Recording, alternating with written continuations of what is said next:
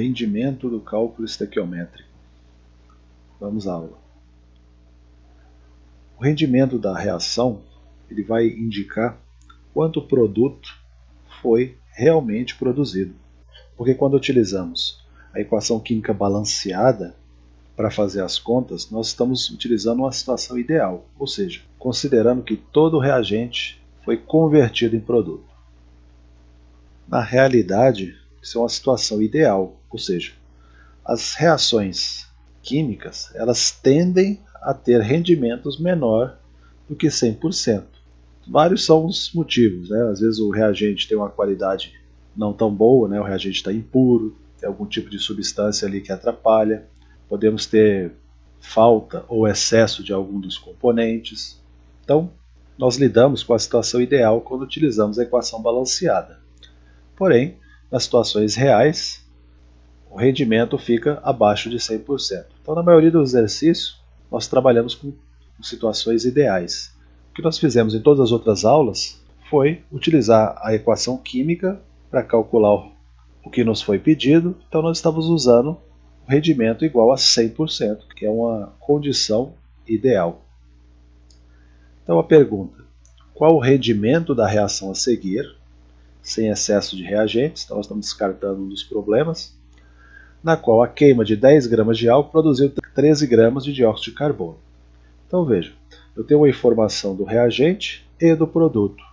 Nos exercícios que nós resolvemos nas aulas anteriores, nós tínhamos uma informação apenas. Então aqui nós temos duas informações. Por que essa informação do produto? Porque depois nós temos que comparar para calcular qual é o rendimento da reação.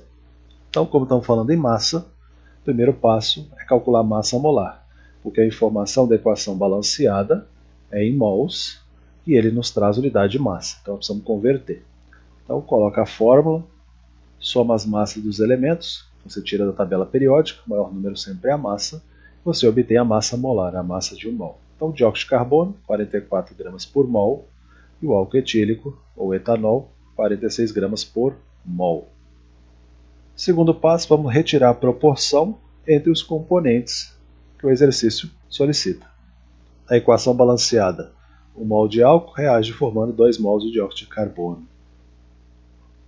Montando a regra de 3, primeira linha sempre da equação balanceada, a proporção de 1 para 2, que nós verificamos aqui, 1 para 2, e nós vamos transformar. 1 mol são 46 gramas, 2 mols de dióxido de carbono tem 88 gramas. E aí vamos colocar a pergunta do exercício. Notem que nós temos duas informações. O álcool, que é do reagente, e o dióxido de carbono, que é do produto. Como o exercício nos pergunta sobre rendimento, o rendimento sempre é sobre o produto, sobre o que foi formado. Nós vamos utilizar a informação do álcool e vamos ignorar o produto por enquanto. Então, 10 gramas, x. Então, resolvendo a equação, multiplicando cruzado, nós temos que 19,1 gramas de dióxido de carbono são formados. Então, na condição ideal, seriam formados 19,1 gramas de dióxido de carbono. Porém, o exercício já nos informou que isso não aconteceu. Foram formados 13 gramas. Então, nós temos a quantidade ideal que deveria ter sido formada, 19,1 gramas, nós calculamos utilizando a equação balanceada, e a informação real que foi dada pelo exercício. Então, lembrando, por que nós colocamos o x no lugar do produto? Porque rendimento refere-se a produto. Então, nós vamos calcular o produto de forma ideal e comparar com a quantidade real fornecida. Então, o x aqui ficou no lugar do CO2, porque ele é o produto. O rendimento refere-se ao produto. Então, utilizando novamente a regra de 3, nós vamos calcular qual é o rendimento verdadeiro, real. Então, quanto deveria ter sido formado? 19,1 gramas. Isso é o rendimento teórico, é 100%. Porém, foram formados 13 gramas e eu quero saber qual é a porcentagem correspondente. Multiplicando o cruzado, o rendimento equivale a 68,1%. Segundo exemplo, quanto dióxido de carbono é formado quando são queimados 5 mols de álcool etílico, sabendo que o rendimento é 80%? Então aqui tem uma observação que eu coloquei aqui que vale a pena chamar a atenção. Quando ele pergunta quanto dióxido de carbono é formado, ele não me exigiu nenhuma unidade. Eu posso trabalhar com qualquer unidade que eu quiser. Qual é a unidade mais simples de se trabalhar? O mol. Por quê? porque a equação já me dá o valor em mol. Os coeficientes estequiométricos aqui correspondem ao número de mols.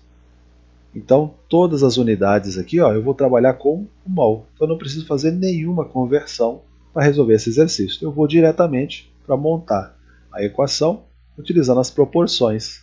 Dióxido de carbono, 2 mols e 1 mol de álcool etílico, reação de 1 para 2. Então, da equação balanceada, 1 mol de álcool formam 2 mols de dióxido de carbono. Aí vem a pergunta: quantos mols são formados a partir de 5 mols de álcool? Multiplicando, 10 mols são formados. Lembrando que esse é o valor ideal. Considera-se o rendimento 100%.